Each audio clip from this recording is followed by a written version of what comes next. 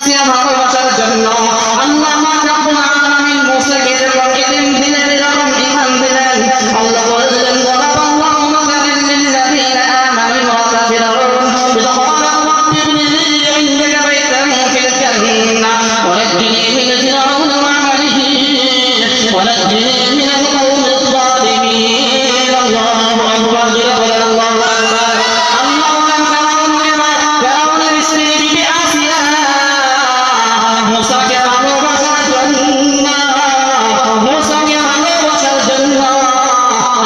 আমি এরকম ঈমান দিয়ে দিলাম, ওই ঈমান কিয়ামত পর্যন্ত জন্য আনেওয়ালা গোটা পৃথিবীর মানুষের জন্যই এটা মডেল থেকে যাবে। সমস্ত পৃথিবীর মহিলারা যেন বিবি আসিয়ার জীবনকে ফলো করে, বিবি আসিয়ার মহিলার জীবনকে ফলো করে। আল্লাহ রাব্বুল আলামিন বলেন ওই বান্দার জন্য জান্নাতে একটি জান্নাত নির্মাণ করে দেওয়া হবে।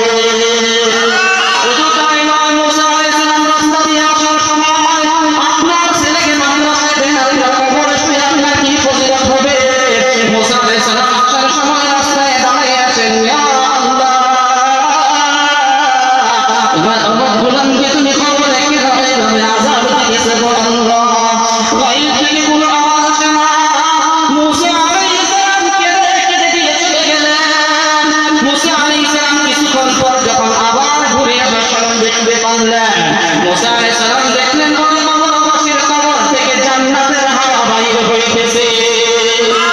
কোন কবর? যাওয়ার সময় যে কবর দেখলেন জাহান্নামের আযাব হইতেছে, আসার সময় দেখে ওই কবর থেকে কি বাইর হচ্ছে? জান্নাতি হাওয়া। সুবহানাল্লাহ। হযরত মুসা আলাইহিস সালাম দাঁড়িয়ে জিজ্ঞাসা করলেন, এ কবরের বাসিন্দা, তোমাকে যাওয়ার সময় দেখলাম তোমার উপরে এত আযাব হইতেছে, একটু বাড়াতে দিয়ে যাবে, বাড়ি থেকে একটু বাড়াতে দিয়ে ওটা মেরা গেলে মিঠা হয়ে যাবে। এই তোমার উপরে কিসের আযাব হইতেছে? ওই আল্লাহ কোরআন থেকে দেখে বললেন আমার আযাব হইতেছে কিন্তু জান্নাতের মজা আমি নিয়েছি। সুবহানাল্লাহ। মুসা আলাইহিস সালাম জিজ্ঞাসা করলেন, কেন কিছু সময় আগে তোমার আযাব হইতেছিল, এখন কেন তোমার এত সুন্দর আযাবের জায়গা হয়ে গেল? কবরবাসী লিখে রেখে বলেন, নবী আপনি শুনতে আমি দুনিয়ার মধ্যে সন্তান হয় না, সন্তান ছিল না। আমি যখন দুনিয়া থেকে বিদায় নিয়ে এসেছিলাম,